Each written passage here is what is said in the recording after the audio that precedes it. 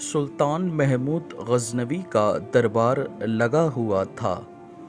دربار میں ہزاروں افراد شریک تھے، جس میں اولیاء، کتب اور ابدال بھی تھے۔ سلطان محمود غزنوی نے سب کو مخاطب کر کے کہا، کوئی شخص مجھے حضرت خضر علیہ السلام کی زیارت کروا سکتا ہے؟ سب خاموش رہے۔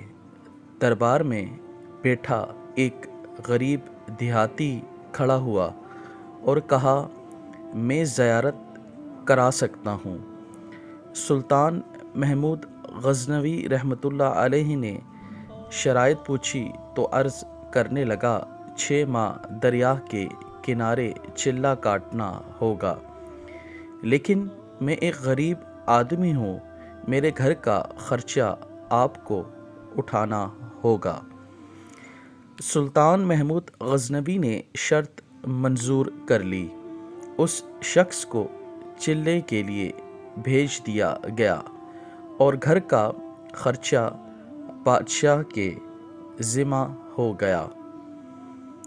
6 ماہ گزرنے کے بعد سلطان محمود غزنوی نے اس شخص کو دربار میں حاضر کیا تو دیہاتی کہنے لگا، حضور، کچھ وظائف لٹے ہو گئے ہیں، لہٰذا 6 ماہ مزید لگیں گے۔ مزید 6 ماہ گزرنے کے بعد سلطان محمود غزنوی رحمۃ اللہ علیہ کے دربار میں اس شخص کو دوبارہ پیش کیا گیا تو بادشاہ نے پوچھا، میرے کام کا کیا ہوا؟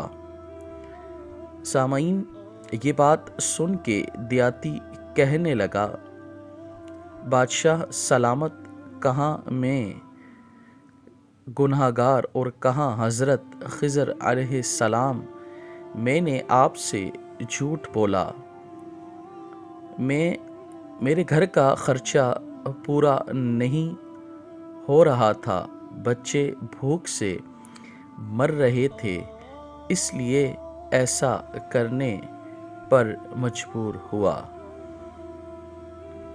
بادشاہ سلامت، میں بہت غریب آدمی ہوں۔ سلطان محمود غزنوی نے اپنے ایک وزیر کو کھڑا کیا اور پوچھا، اس شخص کی سزا کیا ہے؟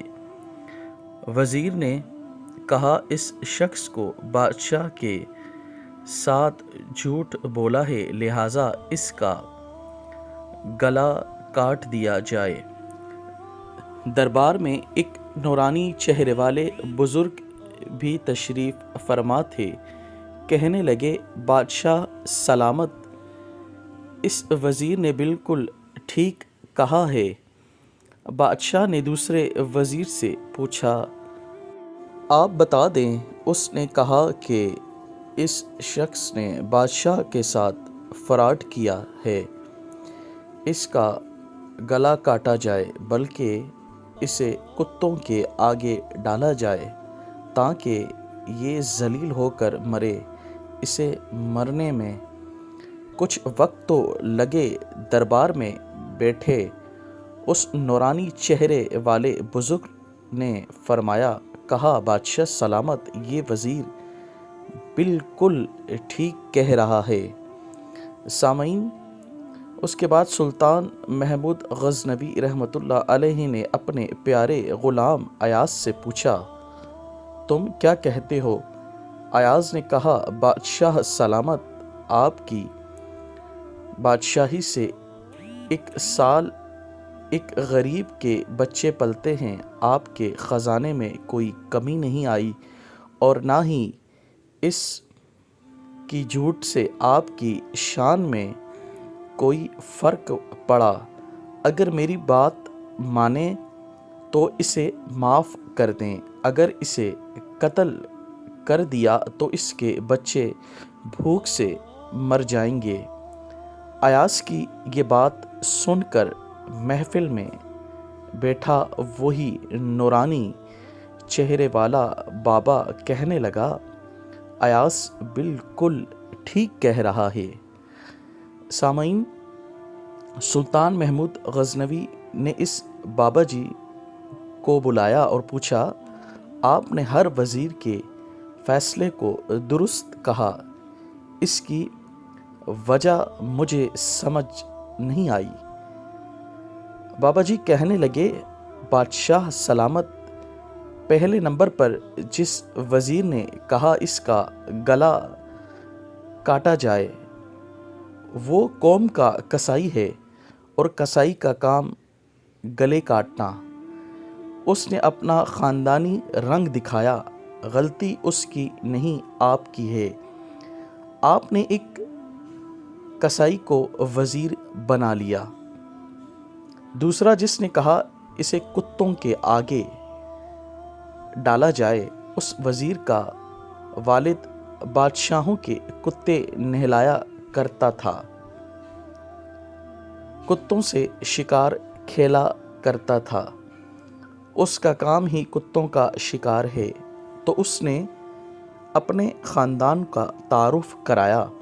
آپ کی غلطی ہے کہ ایسے شخص کو وزارت دی، جہاں ایسے لوگ وزیر ہوں وہاں لوگوں نے بھوک افلاس سے ہی مرنا ہے۔